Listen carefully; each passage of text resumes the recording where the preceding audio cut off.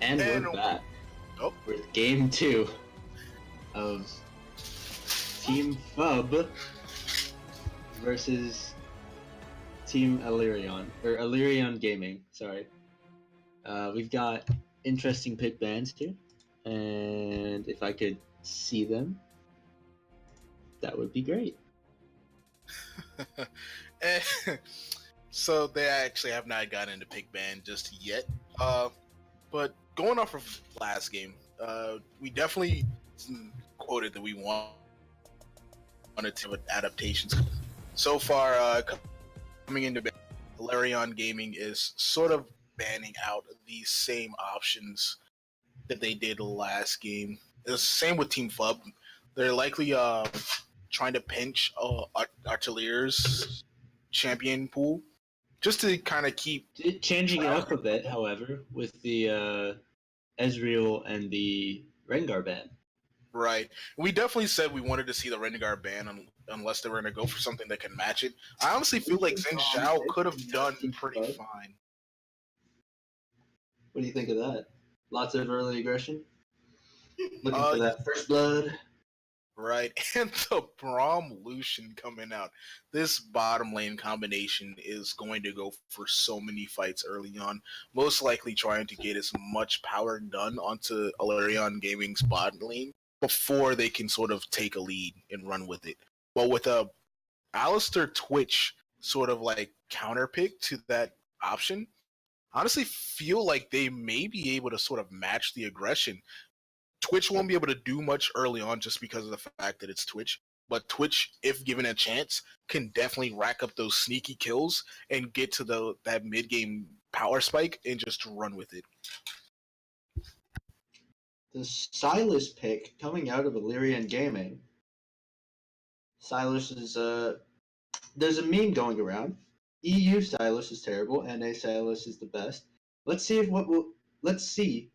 if Artilier is playing on the NA server or the EU server. Gnar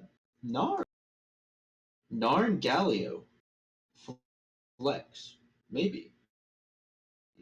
The Gnar mid.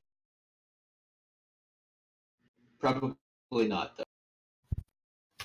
Probably not. It's most likely going to be a Galio versus Vladimir matchup. It's going to be interesting to see this game. You see two teams that just clearly want to, and the enemy team having a Nocturne and a Galio on their side. This game could get pretty spicy pretty fast come mid-game team fights. Yeah, Team Phub has a lot of good ultis on their team. That Silas can just steal, and that's mine. Now he can make the plays. A lot of the pros agree that Silas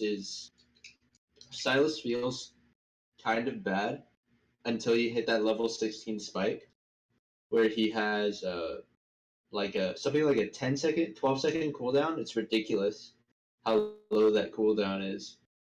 And he can really just do some damage with right, that. but he can definitely bully Gnar early on, and that's probably going to be where we focus a lot of our attention in this game. Even though bot lane is looking really spicy. In fact, all of these lanes are actually looking pretty spicy now that I look at it. Gnar versus Vladimir, Braum Lucian versus which both Gasp and Murdoch are going to have pretty much a pick of the litter when it comes to just who they want to focus on in this. And so it's going to be pretty interesting to see where they go and who they decide that they want to kill.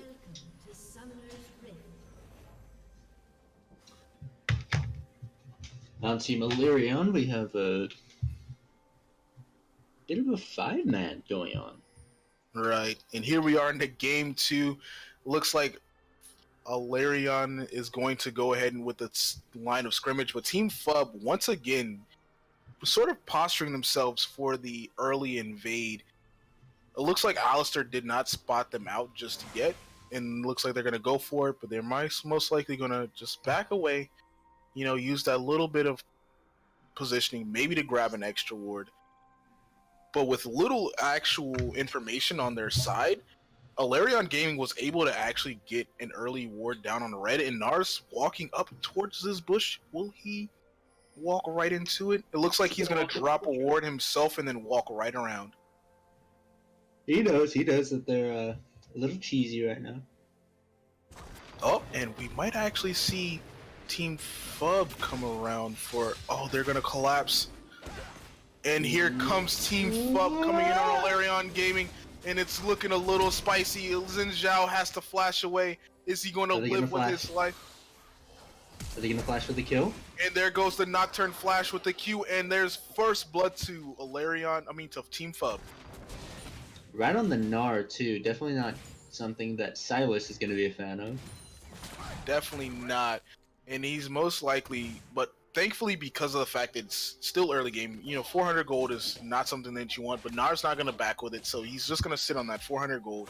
So Silas at least has a little bit of time to sort of posture himself and bully this Gnar as much as possible. He started east. Or get bullied by the Gnar, it looks like. Yeah, but he started east, so that way he gets off 2 charges of his passive, which allows him to trade extremely well with Mini Gnar. Not so much Mega Gnar. Mega Gnar kind of like laughs at him, but Mini Gnar definitely looks at Silas and is like, I don't want to be next to this guy. I mean, have you heard Silas? He's a bit of a creep. I wouldn't want to be next to him either. I don't know. Silas is something I consider like a spirit animal. He's definitely a very fun champion to play with. Here we go with bot lane trading back and forth. Oh, is Xin Zhao getting caught out here? He is. He's going to try and do something, fight back, but it looks like he's going to fall for another kill for Team Phub. Murdoch. Is Vladimir going to also fall down? Or is he going to just get away with just barely a sliver? Well, not a sliver. He's going to cue back at Galio and say, no, my health, not yours. Here we are, 3 minutes in, and there's already blood on the rift. 2 kills over to Alerion, right? Team Phub. Team Phub, right? This switch sides. I'm all messed up. Stun goes down onto Twitch. A nice trade down here in the bot lane, and Team Phub are just not letting up on the gas pedal here. Oh, and here goes the trade that I was talking about with Silas and Gnar.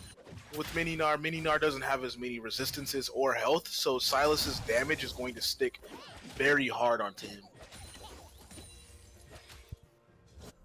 Gnar's starting to charge up his big Gnar, but I don't think it's going to come on for a little bit.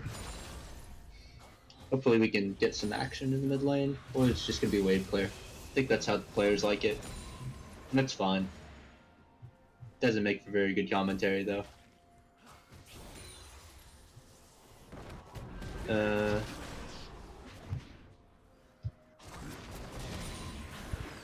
Nope, it does not, but it looks like they're just going to trade back and forth. A little bit of damage here, a little bit of poke there. Galio's definitely looking for a way in to sort of use his W to set up for a gank. He's not going to really be able to do much to Vladimir really because Vladimir could just out-sustain his poke. And we have a trade coming in bot lane as Team Phub, once again, like I said, not letting up on the gas pedal. That Braum Lucian lane doing as much damage as possible. And Galio finally getting in on the play. Is he going to be able to land the kill? No, he does not because he does not have Ignite. But it doesn't matter because topside in a beautiful combination coming out of Murdoch and Strawberry Cuban for a nice kill on Gnar. That's a lot of damage coming out. Gnar with the first item, Executioners. Now, I know Silas does heal a lot, but I don't know. What do you make of that? So that's actually a common counter from, I want to say, most people playing against Silas because of the fact that his W actually doesn't have that much of a cooldown. It's like something around like 10-15 seconds. And because of the fact that if he's low, he can heal more off of it, you necessarily don't want to be in a long extended trade with him and necessarily have him heal up midway through the fight and all of a sudden be way healthier than you are. A lot of that extra healing, it's located solely on his W, right? Yes, it is. Okay. Yeah, Silas is... I don't understand him. he extends past quantum physics into the realm of pure theory, and I don't know how he exists. He's actually, so a lot of people try to consider him over-tuned or over-busted. He's actually, I don't want to say fair, he definitely has some things that make him fairly strong, and his heal can be extremely obnoxious to play against if you don't know how to properly play around it. Obviously Gnar does. Oh, and a Nocturne is just not allowing Murdoch to have a day today. Murdoch 1 and 3 already in the game, and we're only 7 minutes in.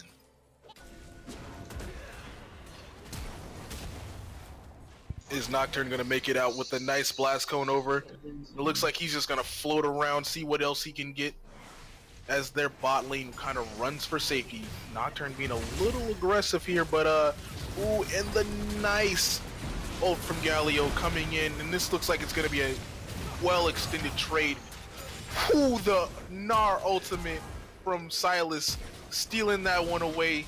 And this is what I talked about. Sylas having the ability to take literally any impactful ult from Alerion Gaming means that they have to be careful with what he may possibly have in his palette right now. And so they're just gonna have to sort of play it slow now. Like, there's not much that they can really do to stop Sylas outside of maybe getting some help up there to sort of equalize that lane. Because once Gnar has access to his own ult, to his own damage, he should be able to trade at least somewhat well with Sylas. But because of the fact that Sylas has relatively low cooldowns, he actually can just trade as much as he pleases. Now, a thing to note, however, with this matchup is Sylas is going tank. He's not going AP. So he's not going to have nearly as much damage as AP Sylas would, but he will have an incredible amount. Oh my god, unfortunate for Gnar. And it looks like Nocturne's going to just make Xin Zhao disappear. And here we go, a battle of who is more fed, Nocturne or Sylas. And I'm feeling like Sylas is going to win this one. Unless he goes under tower. But he's just going to steal Nocturne's ult.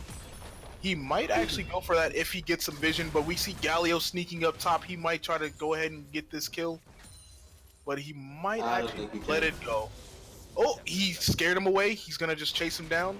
Hopefully he can get a little bit more damage down as long as his... Oh, and Alistair goes in for a nice kill.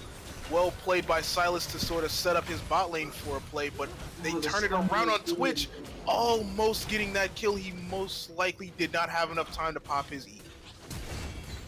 Oh, but Alistair does not care. The combinations come in, and he goes ahead and collects that kill on Lucian. He may actually turn this fight around because of the fact that Xin Zhao is coming down, and he's going to try to pass that off to his jungler, but he will not be able to do that today because Xin Zhao's flash is still down from that earlier gank.